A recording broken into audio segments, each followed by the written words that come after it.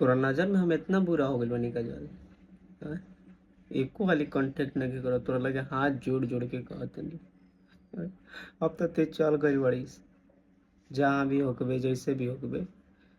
हम तो तोहर बस हाल चाल पूछल चाहते नहीं, ते कैसन बाड़े।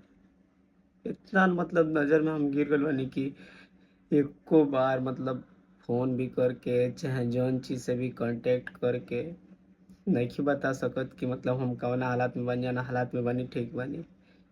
हम्म?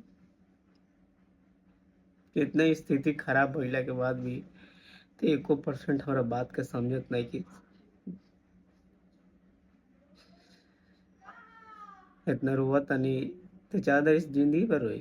मुंह नहीं खिलागत एको परसेंट। ठीक लागत ना? हम तोरा के छोड़ नहीं खी न देले। हम्म?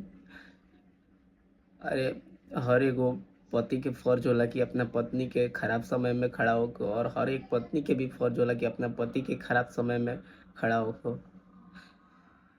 अरे यार गलती हो गइल बा, बात खत्म। गलती केकरा से ना होला यार, गलती हर इंसान से होलटे।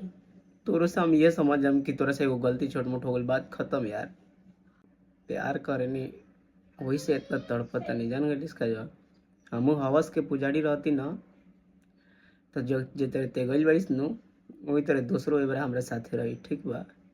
लेकिन रख ना नु सकेनी, मजबूर बनी। प्यार करेनी न तोहरा से, यही से ना रख पाए। समझ बात के यार, एक भी बार बता देबे तो मनवा के तसल्ली हो जाई, ठीक बा। बहुत बहुत बुरा लगता है यार।